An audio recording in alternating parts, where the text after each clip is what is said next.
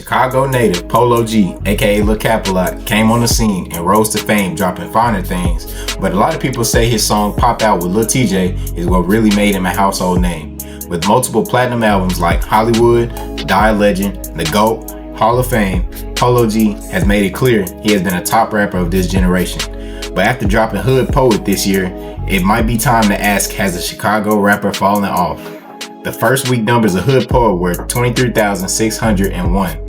Even though having features like Future, Lil Durk, Glorilla, and the Kid Leroy, it still wasn't much compared to his debut album, which was 38,000. Now before I ask this question, don't forget to like, comment, subscribe, and have those noties on, and stay tuned for the next video. Now Caleb, how did you feel about Hood Poet, and is it safe to say Polo G has fallen off? First thing I want to get into, I thought the mixing of the album was very, very bad. I don't know, I have no clue what Alan Ritter was thinking, if he wasn't getting paid for his outing, or if he, was trying to sabotage the project in a whole, because he was a post-production producer of the album. I don't know what he was doing, but the mixing was just terrible, man. It honestly gave me Vultures 2 vibes of just being unfinished, and this album was finished, so that makes me even more annoyed by this. But besides that, I thought the beat selection for this album was very, very mediocre, if that. Certain songs and honestly the Polo G that I like isn't really the guitar heavy, singing like how he did on the third track of the album. I like that Polo G that fucking rap. So what he did on G63 with Offset, I thought was crazy. Like the beat was tough. Offset was the best feature on the album in my opinion, and he took the light from Polo G, honestly.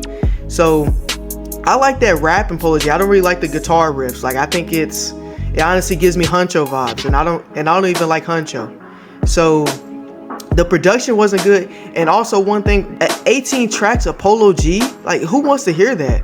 Honestly, this album could have really been, it really could have been cut to about 14 songs. You didn't really need 4 tracks. My favorite songs on the album were, G63, We Shoot. Distraction I thought was a really good typical Polo G song, because he had some nursery rhymes on some other songs of this album. Angel in the Sky was a really good one, and the intro, I thought the intro was very, very good.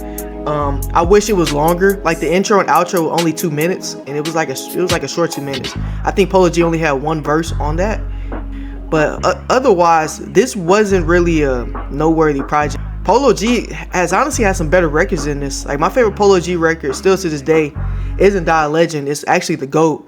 The song he has with Juice WRLD is his best song in my opinion that he's ever made. And the Polo G that I like is actually Polo G. He kind of collaborates with artists really, really well. He didn't do that with Future on his album, but when he's having a duo song and it's Polo G and that artist, and they're going back and forth, I think that's the best version of Polo G. I don't really like listening to Polo G by himself. I'm not trying to say he's giving me nav, but he's kind of giving me nav recently. But overall, I don't even blame this on Polo G. I blame this on the label, Columbia Records. How do you not drop this album for 2 years? This album, Polo G stated in an IG or a Snapchat reel that this album's supposed to drop in 2022. It's 2024. I don't know if somebody's lost track of time, but it's 2024. It's been 2 years. Why hasn't this album came out yet? And I can't blame Polo G, because looking at his track record, before this album, he's dropped annually. He dropped year after year after year. So if you look at his last couple projects, that's what he's been doing. So for him just to wait 3 years, he's not that big of an artist or rapper in my opinion to do that. When you think of artists / rappers that are able to wait 3 years and then fans still come back to the music, you think of Kendrick Lamar, you think of J. Cole, you think of A$AP Rocky, you think of Travis Scott. Those people can do that. Polo G's not big enough for that. So for him to do that, I don't really blame it on him. I think I blame it more so on the label gatekeeping it, because he had a lot of songs that were already out. Distraction got leaked already. Niggas been heard that. So Columbia Records really weighed down this album in my opinion, and their influence on it was very, very evident. Besides that, this album is just a mixed bag in my opinion. And one thing I want to say is that Polo G, his sound is kind of outdated.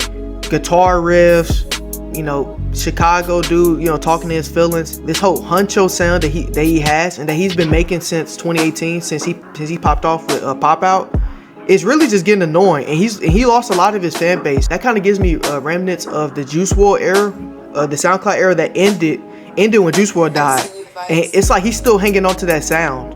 And it's like, bro, you gotta mature, man, because people don't listen to that stuff anymore. Besides the crowd that listen to huncho type music, people really don't listen to that sound anymore. So I think he needs to evolve as an artist, but this is completely on the record label for not allowing him to have any freedom.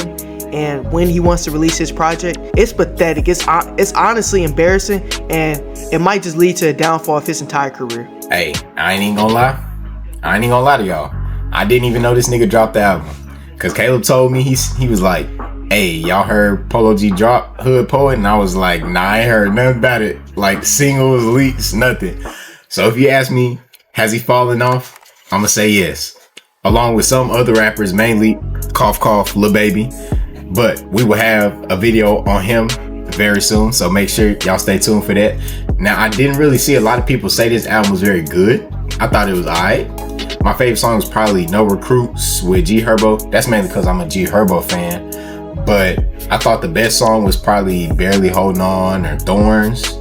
But sad to say, this wasn't his best piece of art, especially since he ain't dropped the album since 2021. And you look at his track record, like Caleb said, he drops annually, so it was, a surprise when he dropped 3 years later.